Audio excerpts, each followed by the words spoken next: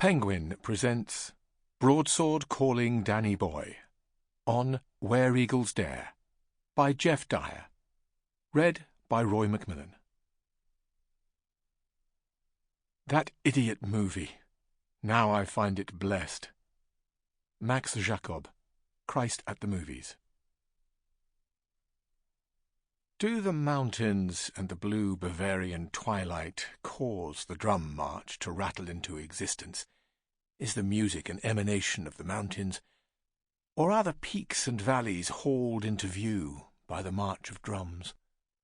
Are these Heideggerian questions, or is it just that the Teutonic opening credits, as red as the background of a Nazi flag, could not be any redder against the mountainous blue of snow-clad mountains and the deep blue sky passing for night? The wind is blowing through the mountain peaks, howling in that snowy, alpine-y way, and the drums are more strident, more martial, and there are possibly even more of them than there were a few moments earlier, marching in formation, flying.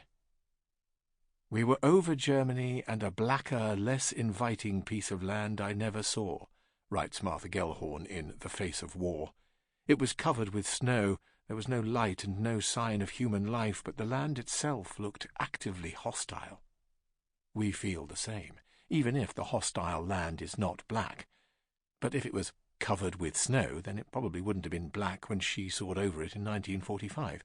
So the point that needs to be made is that active hostility can look rather scenic too. An aerial view from a plane becomes a scenic view of the plane, flying in lone formation, seen and heard, propelled by full Brucknerian orchestra now, with a howling tailwind and drums marching so powerfully they could invade the soundtrack of a neighbouring cinema. Then it's a view from the plane again, peak surfing over the snow-scored mountains, tilting and gliding through the mountain passes, affording Panavision views of... Where are we exactly? Font-wise, as the credits continue to roll, there's a hint of Castle Dracula and Transylvania, of Christopher Lee and Hammer Horror, but the plane is a German plane, a Junkers Ju-52, and it's giving a very persuasive demonstration of not only its manoeuvrability, but also the excellence of its camouflage, as it blends in with the snow-bound night.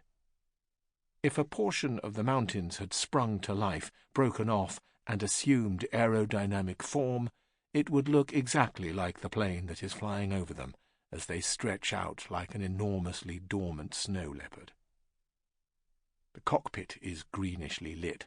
The pilot is wearing heavy gloves, it's cold inside as well as out, and the 7 passengers sitting in a row in their snowsuits, Clint Eastwood at one end, Richard Burton at the other, are all looking anxious. Eastwood's way of looking anxious is to look relaxed, confident that the chaps in the middle are looking more anxious than him, which they are, of course. How could they not, relatively speaking, diminished as they must be, by the simple fact that they are not Eastwood or Burton, while being sandwiched between them? Burton is looking anxious because he has money worries of the kind that people who aren't weighed down by vast quantities of cash cannot begin to understand. Because he has enough dough to burn an elephant, more money than you could ever know what to do with, he has got into the habit of buying so much stuff that he might not have enough money to buy even more stuff. That's one of the motives for doing a picture like this, which will bring in fabulous amounts of money, so that he can buy his modern-day Cleopatra. Money for old rope was her verdict on this caper. Things like a jet with burnished gold thrones instead of seats.